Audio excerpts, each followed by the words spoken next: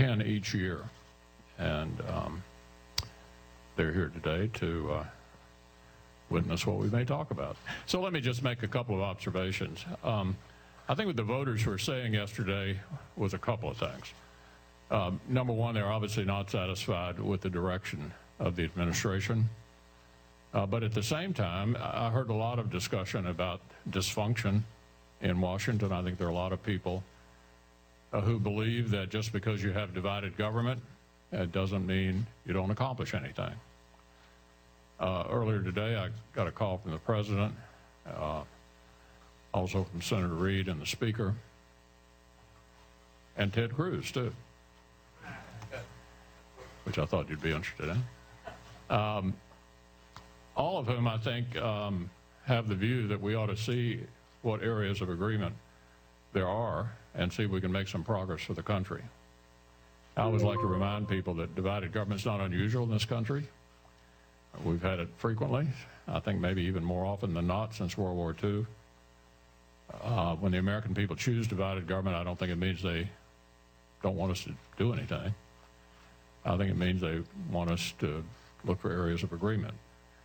Reagan never had the House in 8 years. Clinton didn't have the House or the Senate for 6 of his 8 years. I can think of at least 4 fairly significant things done. Reagan and Tip O'Neill saved Social Security for a generation, did the last comprehensive tax reform. We need to do that again. Bill Clinton and the Republicans did welfare reform and actually balanced the budget for 3 years in a row. So I think we ought to start with the view that maybe there are some things we can agree on to make progress for the country. From an institutional point of view, the Senate needs to be fixed. I made a speech back in January, not widely covered, probably shouldn't have been widely covered, but a lot of people inside the Senate paid a lot of attention to it. The Senate in the last few years basically doesn't do anything. We don't even vote. Senator Begich, who may have been defeated yesterday, had the handicap of trying to explain to the people of Alaska why in 6 years he hadn't had a roll call vote on the floor on an amendment. The first thing I need to do is to get the Senate back to normal, and that means working more. I don't think we've had any votes on Friday in anybody's memory. It means opening the Senate up so that amendments are permitted on both sides. And it means occasionally burning the midnight oil in order to reach a conclusion. I can remember the way we used to get bills finished was for the majority leader to announce on Monday you were taking up a particular bill and you were going to finish it. You could finish it Thursday night, Friday morning, or Saturday, but you have to mean it. And it's amazing what happened around midnight on Thursday. People who were very aggressive on Tuesday morning were awfully anxious to leave Friday morning, and amendments would go away and bills would pass.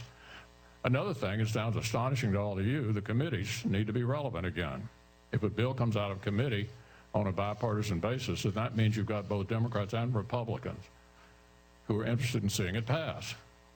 So there's a bipartisan constituency for moving forward. Now, having said that, there are differences.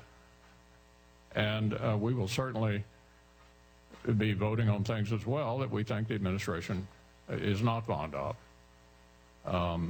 They seem to have had no interest, for example, in doing anything serious on the energy front.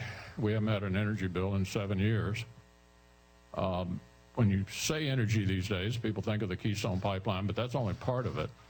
We need to embrace the energy revolution that's going on in our country, promote it. It's hugely advantageous to America, not only in the area of energy independence, but employment. I mean, the employment figures connected with Keystone are stunning if we would just get going. So there's certainly going to be areas of disagreement, but that's not unusual going back to the founding of the country. So with that, let me just throw it open and see, Nora. Senator McConnell, can you tell us, based on what the message of the voters was, many say they want to see gridlock end.